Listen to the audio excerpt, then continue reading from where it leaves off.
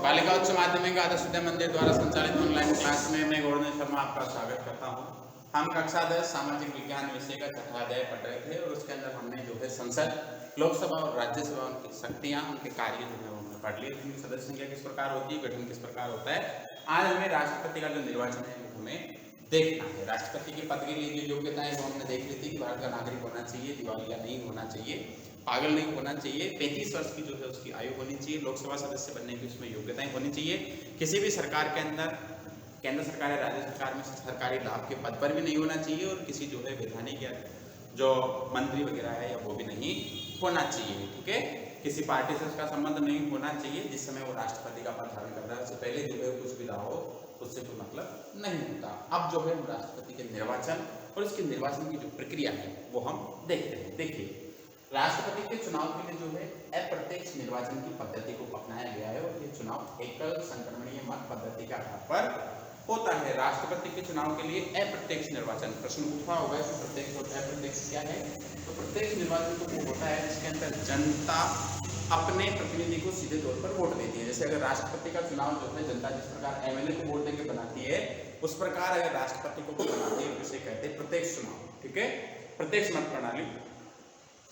लेकिन जनता वोट नहीं देगी, जनता के द्वारा चुने हुए प्रतिनिधि जो हैं वो वोट देते हैं और उससे जो है इनका चुनाव होता है। तो ये क्या हो गया, अप्रत्यक्ष चुनाव हो गया। मतलब सीधे सीधे तौर पर आप ये समझिए कि जनता अगर स्वयं वोट दे किसी को निर्वाचित करे तो वो प्रत्यक्ष, और अगर जनता नहीं देगी जनता के प्रतिनिधियों के द्वारा किया जाए तो अप्रत्यक्ष। दूसरा इसमें शब्द आता है एकल संक्रमणीय मत पद्धति। ठीक है, एकल संक्रमणीय मत पद्धति जो है आनुपातिक प्रतिनिधित्व की प्रणाली है। अनुपात के आधार पर उनका प्रतिनिधित्व किया जाता है और उसकी मत प्रणाली है। देखिए आगे चलिए, अप्रत्यक्ष निर्वाचन जो है इसमें क्या है, राष्ट्रपति का जो चुनाव है अप्रत्यक्ष रूप से ऐसे निर्वाचन मंडली के द्वारा किया जाएगा जिसमें, ठीक है, संसद के दोनों सदनों के निर्वाचित सदस्य, संसद के दोनों सदन, लोकसभा और राज्यसभा के जो निर्वाचित सदस्य हैं, मनोनीत सदस्य नहीं, जो केवल निर्वाचित सदस्य हैं वो इसमें भाग लेंगे। तो 233 सदस्य तो राज्यसभा के और 543 सदस्य जो हैं लोकसभा के। ठीक है, इस प्रकार 776 सदस्य हैं वो इसके अंदर क्या लेंगे, भाग लेंगे संसद से। राज्य विधानसभाओं तथा राज्य, जितने राज्य हैं हमारे 28 राज्य हैं, इन 28 राज्यों की विधानसभाओं के तथा 17वें संविधान संशोधन 1992 के द्वारा संघीय क्षेत्रों की विधानसभाओं के निर्वाचित सदस्य। तो 17वां जो संविधान संशोधन हुआ इसमें संघीय क्षेत्र जो है इसमें एक तो दिल्ली और एक पुडुचेरी, पांडिचेरी इसका नाम था। इस पुडुचेरी के जो है यहाँ की विधानसभाओं के निर्वाचित सदस्य जो है राष्ट्रपति के निर्वाचन में भाग लेंगे। अब आपके दिमाग में प्रश्न बन रहा होगा कि विधानसभा, राज्य की विधानसभा नहीं होती, वो पहले 29 थी, अब 28 हो गई। जम्मू कश्मीर के अंदर विधानसभा है लेकिन उसको इसके अंदर सम्मिलित नहीं किया गया। तो अभी तक जो है जम्मू और कश्मीर जो है उसको इसके अंदर सम्मिलित नहीं किया है। लद्दाख में तो है ही नहीं विधानसभा अभी तक। जम्मू कश्मीर जो है उसको इसके अंदर अभी तक सम्मिलित किया नहीं गया है। नेक्स्ट चुनाव जब होंगे उसके अंदर या उससे पहले जो है किसी प्रकार के आदेश के द्वारा उसको सम्मिलित किया जा सकता है। ठीक है, तो राज्यसभा जो है केंद्र सरकार की संसद है, इसके अंदर लोकसभा और राज्यसभा के निर्वाचित सदस्य, राज्य विधानसभाओं जो 28 राज्य हैं इन विधानसभाओं के निर्वाचित सदस्य और 17वें संविधान संशोधन के अनुसार जो है दिल्ली और पुडुचेरी के जो है निर्वाचित सदस्य इसके अंदर भाग लेते हैं।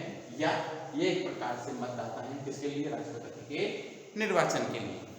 आगे बढ़िए, अब एकल संक्रमणीय मत पद्धति क्या है इसको समझिए आप। संसद द्वारा राज्य और संघीय क्षेत्रों की विधानसभाओं के निर्वाचित सदस्यों द्वारा राष्ट्रपति का चुनाव एक विशेष मत पद्धति के अनुसार होता है, जिसे एकल संक्रमणीय मत पद्धति कहते हैं। कई बार, अनेकों बार प्रश्न पूछा है, यूपीएससी ने पूछा है, आरपीएससी ने पूछा है, राजस्थान बोर्ड ने पूछा है, राजस्थान कर्मचारी चयन आयोग ने पूछा है, एसएससी ने पूछा है और अन्य परीक्षाओं में भी जो यहाँ से प्रश्न पूछा जा सकता है। तो ये पद्धति कौन सी है, एकल संक्रमणीय मत प्रणाली। ठीक है, SEPS कहा जाता है इसे। इस चुनाव में मतदान जो है गुप्त मतपत्र के द्वारा होता है, बता के किसी प्रकार से नहीं होता, गुप्त मतदान के द्वारा होता है। और चुनाव में सफलता प्राप्त करने के लिए उम्मीदवार के लिए न्यूनतम कोटा, ठीक है, प्राप्त करना आवश्यक है। न्यूनतम कोटा निर्धारित करने के लिए निम्नलिखित सूत्र अपनाया जाता है। देखिए, दिए गए वैध मतों की संख्या के अंदर भाग दिया जाता है निर्वाचित होने वाले प्रतिनिधियों की संख्या का और उसमें एक जोड़ा जाता है। ठीक है, दिए गए वैध मत जितने लोग मत डालेंगे उनकी संख्या का, उसके बाद निर्वाचित होने के लिए कितने व्यक्ति खड़े हैं उसके अंदर एक जोड़ के और उसके अंदर एक और जोड़ा जाता है। ठीक है, निर्वाचित सभी प्रत्याशियों के सम्मुख अपनी वरीयता अंकित करते हैं। मतगणना के दौरान सर्वप्रथम प्रत्याशी को इससे पहली वरीयता के मतों की गणना की जाती है। इस दौर में जिस प्रत्याशी को कोटा अर्जित हो जाता है उसे विजयी घोषित कर दिया जाता है। यदि इस चरण में किसी को प्रत्याशी को कोटा अर्जित न हो तो प्रथम चरण में न्यूनतम वोट पाने वाले प्रत्याशी को मुकाबले से बाहर कर दिया जाता है। अब इस प्रत्याशी को दूसरी वरीयता में वोट अन्य प्रत्याशियों को स्थानांतरित किए जाते हैं। यह क्रम जो है तब तक चलता है जब तक कि कोई प्रत्याशी कोटा अर्जित न कर ले। ये तो हो गई किताब की भाषा जो आपको मेरे को लगता है समझ में नहीं आएगी। अब इसको यूं समझिए, जैसे ये राष्ट्रपति का चुनाव है,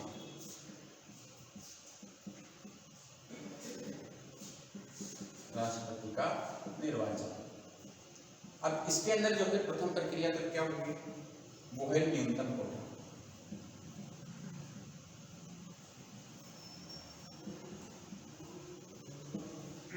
जो भी व्यक्ति राष्ट्रपति के निर्वाचन के लिए आया है उसे सबसे पहले न्यूनतम कोटा प्राप्त करना आवश्यक है, मतलब उसे आधे से ज्यादा 50+1। ठीक है, 50 आधे से ज्यादा मत जो है उसे प्राप्त करने होंगे। जिस प्रत्याशी को ये मत प्राप्त होते हैं उसे क्या चुन लिया जाता है, राष्ट्रपति चुन लिया जाता है। ठीक है, इसका जो हमने सूत्र भी पढ़ा, दिए गए वैध मत की संख्या के अंदर हम क्या भाग लगाते हैं, निर्वाचित सदस्य।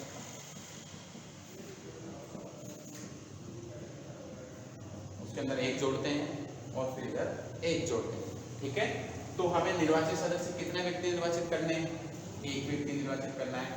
दिए गए वैध मत मान लीजिए 100 है।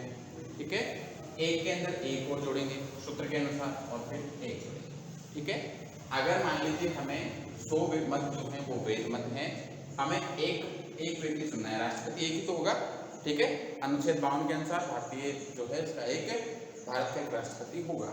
ठीक है, और अनुच्छेद 53 के अनुसार उसकी जो समशक्तियां हैं वो उनका उपयोग वो स्वयं या फिर अपने अधीनस्थ के माध्यम से करेगा। तो 1+1+1, तो 100 के अंदर भाग दिया 2 का +1, ये से 50 बार कट गया तो 51 आ गया। मतलब जिसको 50 से अधिक मत प्राप्त होंगे उसे न्यूनतम कोटा प्राप्त होगा, वही क्या होगा, राष्ट्रपति निर्वाचित होगा।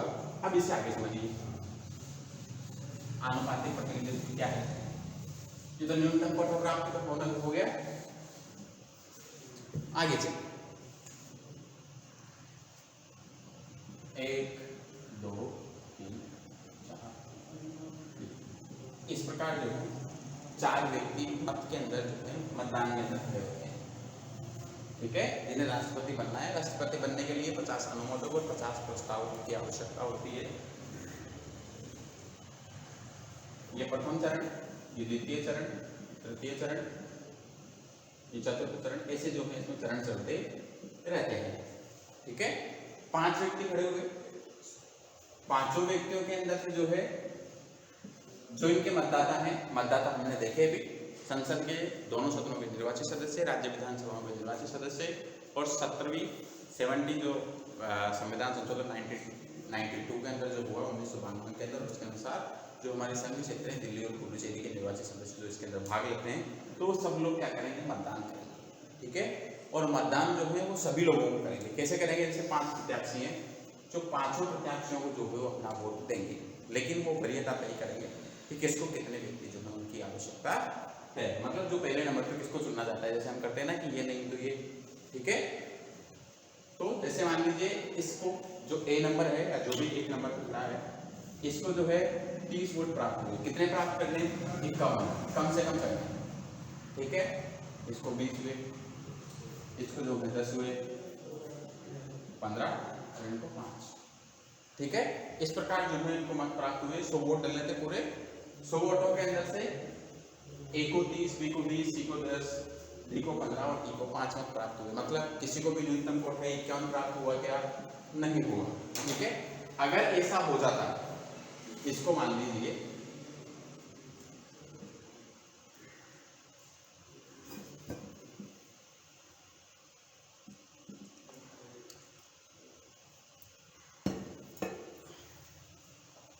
ये होता, ठीक है। ऐसे ठीक है, ऐसी कंडीशन के अंदर किसको प्राप्त हुआ, एक नंबर को या ए नंबर पे जो है इसको न्यूनतम कोठा प्राप्त हो गया 51, तो ये विजय हो गया। लेकिन मान लीजिए किसी परिस्थिति के अनुसार जो है इसे न्यूनतम कोठा प्राप्त नहीं हुआ, ये हो गया तो इसमें कोई दिक्कत नहीं है, प्रथम मतगणना के अंदर जो है मान लिया जाता है, उसे स्वीकार कर लिया जाता है। लेकिन ऐसा नहीं हुआ, इसको 30, इसको 20, 5, 15 और 10, ठीक है। इस प्रकार जो है इनको मत प्राप्त हुई, मतलब किसी को भी स्पष्ट बहुमत प्राप्त हुआ क्या, नहीं हुआ। किसी को भी 51 वोट प्राप्त हुए, नहीं हुए। तो क्या करेंगे, इनकी द्वितीय सूची गिनी जाएगी, ठीक है। अब द्वितीय जो गणना गिनी जाएगी, इसके अंदर जिसको सबसे कम मार्क प्राप्त हुए हैं उसको इस गणना से बाहर कर दिया जाएगा। अब सबसे कम मत प्राप्त हुए 5, सी को प्राप्त हुए तो इसे जो है नेक्स्ट गणना के अंदर हटा दिया जाएगा। नेक्स्ट गणना के अंदर कितने लोग जाएंगे, सिर्फ 4 रह जाएंगे। अब दूसरी गणना जो है, इसके अंदर दूसरे नंबर पर वरीयता जो है इनको कम लोगों ने दी, इसको जो है ज्यादा लोगों ने दे दी, ठीक है। इसका तो स्थान तक हो ही गया और शेष जो है वो इनको मिली वरीयता, ठीक। अब इनको जो वरीयता मिली इसके अंदर देखो 30 और 10 कितने हुए, 40। इसको स्पष्ट प्राप्त हुआ क्या, नहीं हुआ।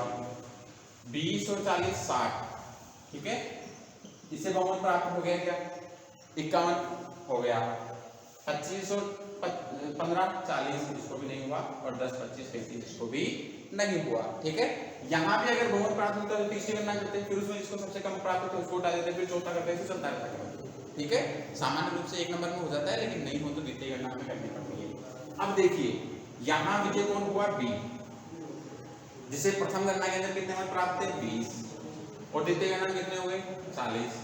लेकिन प्रथम गणना के अंदर जो है ए को 30 मत प्राप्त थे और सेकंड गणना के अंदर इसको 10 ही प्राप्त हुए, ठीक है। तो इसने न्यूनतम कोठा पूरा नहीं किया, तो ये क्या हो गया, हार गया। तो यहाँ एक चीज हमें ध्यान देने की है कि फर्स्ट गणना के अंदर किसी को मत ज्यादा प्राप्त हो लेकिन उसे पूर्ण बहुमत नहीं हो, और द्वितीय गणना के अंदर किसी दूसरे व्यक्ति को ज्यादा मत प्राप्त हो जाती है, उसे विजय घोषित कर दिया जाता है। यहाँ ये नहीं जाता है कि इससे पहले 30 मिले थे, 20 मिले थे, ऐसा नहीं होता है। जो सबसे पहले इस फोरम को पूरा करेगा, इस कोठे को पूरा करेगा, वही क्या होगा, इस राष्ट्रपति के पद के लिए चुन लिया जाता है। समझ में आ गया होगा आपको। आगे चलिए, इसे पद से हटाने के लिए जो है महाभियोग लगाया जाता है, वो किस प्रकार होता है उसको देखिए।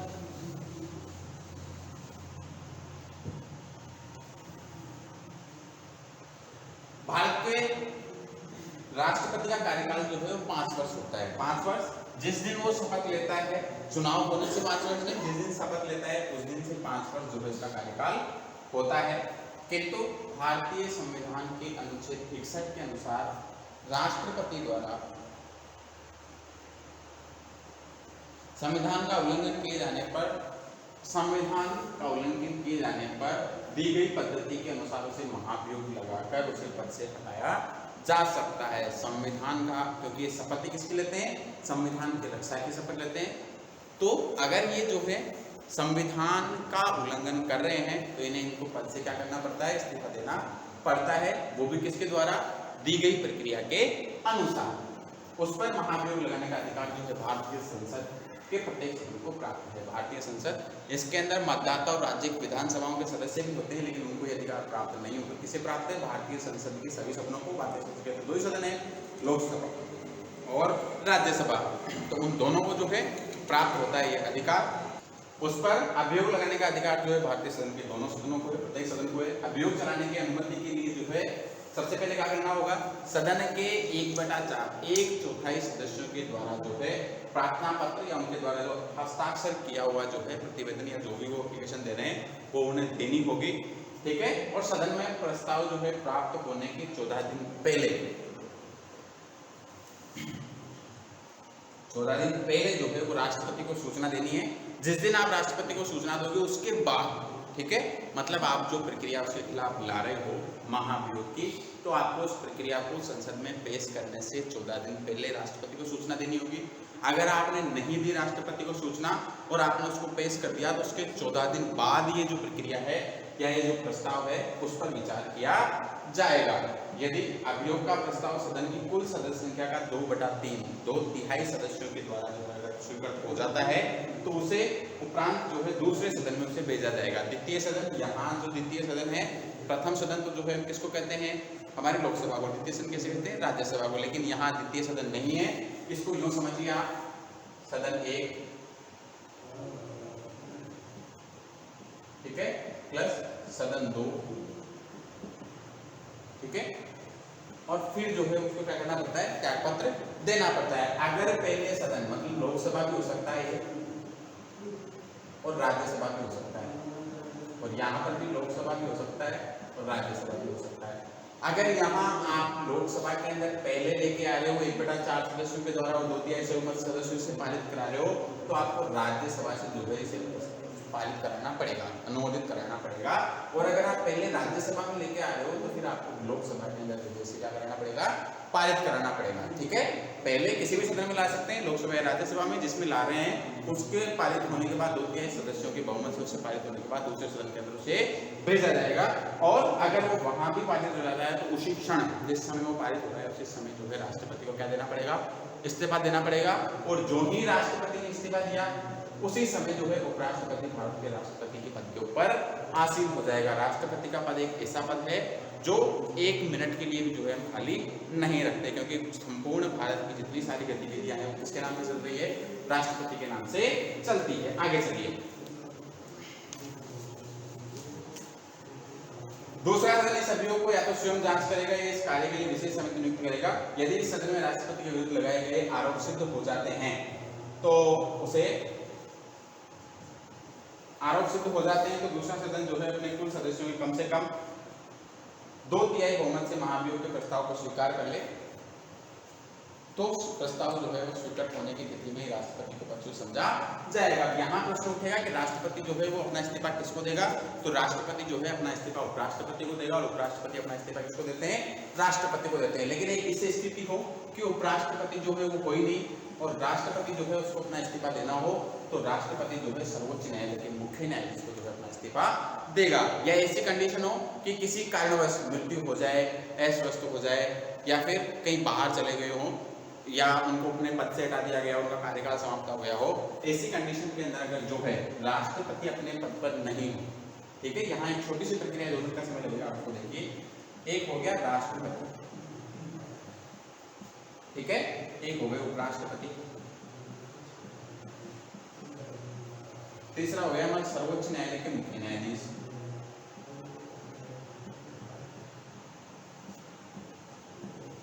और चौथा हो गया अन्य न्यायाधीश। किसके, सर्वोच्च न्यायालय के ही जो है अन्य न्यायाधीश या वरिष्ठ न्यायाधीश जो है वो हो। राष्ट्रपति अपना इस्तीफा किसको देगा, उपराष्ट्रपति को, और उपराष्ट्रपति अपना इस्तीफा किसको देता है, राष्ट्रपति को देता है। ऐसी कंडीशन हो कि राष्ट्रपति जो है वो नहीं रहे, कौन नहीं रहे, राष्ट्रपति जो है वो किसी कारण से नहीं रहे, वो बीमार है या अस्वस्थ है या वो एक्सपायर हो गए, जो भी कंडीशन है, ऐसी कंडीशन के अंदर उपराष्ट्रपति जो है इनके पद पे आ गया, ठीक है। अब उपराष्ट्रपति इनके पद पे आ गया तो एक तो उपराष्ट्रपति जो राज्यसभा का जो सभापति उसका पद खाली हो गया, ठीक है। और उपराष्ट्रपति इनके पद पे आया तो उपराष्ट्रपति अगर इनके पद पे आया है तो वो केवल जो है कुछ समय के लिए आया है। कितने माह के लिए, 6 माह के अंदर चुनाव कराना आवश्यक है, तो ये केवल 6 माह के लिए आया है। ऐसा नहीं कि उपराष्ट्रपति राष्ट्रपति के पद पे आ गया तो फिर ये 5 साल के लिए काम करेगा, नहीं, ऐसा नहीं है। राष्ट्रपति का जो पद है वो निर्वाचित पद है, ये चुनाव के द्वारा होता है, तो अधिकतम 6 महीने के अंदर अंदर चुनाव कराना आवश्यक है। ये इसके पद पे आ गया, ये वाला पद खाली हो गया। अब इनको क्या है, चुनाव में भाग लेना है। जो राष्ट्रपति है इन्हीं को मान लीजिए चुनाव में भाग लेना है। अब ये चुनाव में भाग लेंगे तो उस समय जो है इसकी सदस्यता इनको छोड़नी पड़ेगी। अब इनको सदस्यता छोड़नी पड़ेगी और उपराष्ट्रपति जो है वो भी नहीं है। अगर उपराष्ट्रपति बना हुआ व्यक्ति राष्ट्रपति है, जो उपराष्ट्रपति था पहले वो राष्ट्रपति बन गया, तो ये अपने ही नाम जो है उपराष्ट्रपति को क्या देगा, अपना जो है इस्तीफा देगा इसके नाम से, ठीक है। ऐसा हुआ भी है, इन्होंने इस्तीफा इनको दिया और इन्होंने इनको दिया, दोनों ने जो है एक ही व्यक्ति था दोनों पदों के आसीन, उसने अपने ही नाम पे जो है इस्तीफा दिया, ऐसा हुआ भी है। लेकिन ऐसी कंडीशन हो कि राष्ट्रपति है और उपराष्ट्रपति नहीं, तो राष्ट्रपति जो है अपना इस्तीफा किसको देगा, सर्वोच्च न्यायालय के न्यायाधीश को देगा। अगर राष्ट्रपति जो है वो किसी कारण से नहीं रहता है तो इनके स्थान पर उपराष्ट्रपति, और उपराष्ट्रपति भी नहीं होता है, राष्ट्रपति भी नहीं है, उपराष्ट्रपति भी नहीं, तो उनके स्थान पर सर्वोच्च न्यायालय का न्यायाधीश, और सर्वोच्च न्यायालय के न्यायाधीश भी अगर नहीं है तो इस कंडीशन में न्यायालय के जो अन्य न्यायाधीश जिन्हें वरिष्ठ न्यायाधीश कहते हैं, वर्तमान में जिनकी सदस्य संख्या कितनी है 33 प्लस 1 है, एक तो मुख्य न्यायाधीश और 33 अन्य न्यायाधीश, और इन 33 न्यायाधीशों के अंदर से एक व्यक्ति जो है राष्ट्रपति के पद पर निर्वाचित होगा। इसके बाद जो है नेक्स्ट जो प्रक्रियाएं हैं राष्ट्रपति की शक्तियां और कार्य, उनको नेक्स्ट वीडियो में पढ़ेंगे। धन्यवाद।